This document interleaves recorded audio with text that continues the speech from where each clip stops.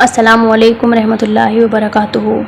ناظرین، آج کا ہمارا جو ٹاپک ہے وہ یہ ہے کہ نیک ہونے میں اور خود کو نیک سمجھنے میں بہت فرق ہوتا ہے۔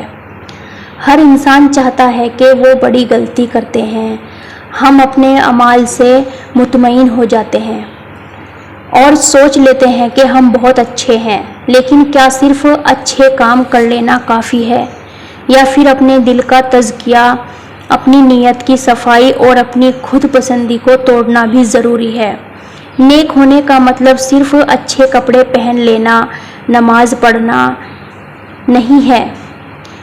نیکی کا اصلی مطلب ہے دل کا صاف ہونا، نیت کا خالص ہونا اور لوگوں کے ساتھ حسن سلوک سے پیش آنا۔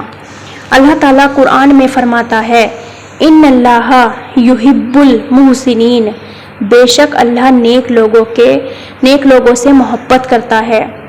نیکی وہ ہے جو صرف اللہ کے لیے کی جائے، بنا ریا، بنا دکھاوا کے۔ لیکن جب کوئی انسان خود کو نیک سمجھنے لگتا ہے تو یہ تکبر کا بیج بن جاتا ہے۔ وہ دوسروں کو نیچا دکھانے لگتا ہے، وہ سمجھتا ہے کہ اس سے بہتر کوئی نہیں۔ یہ ایٹیٹیوڈ اس کو غرور اور ریا، اپنی عبادت پر فخر میں مبتلا کر دیتا ہے۔ نبی کریم صلی اللہ علیہ وسلم نے فرمایا، جس نے اپنے آپ کو سب سے بہتر سمجھا اس کے اندر تکبر آ گیا، اور تکبر والوں کے لیے جنت میں جگہ نہیں۔ نیک ہونے والے لوگ خود کو کبھی نیک نہیں سمجھتے، وہ ہمیشہ اللہ سے معافی مانگتے ہیں، وہ ہمیشہ اپنی کمی اور خطا کا احساس رکھتے ہیں۔ وہ لوگ اپنے اعمال پر فخر نہیں کرتے، بلکہ ڈر رکھتے ہیں کہ کہیں اللہ ان کی نیکی کو قبول نہ کرے۔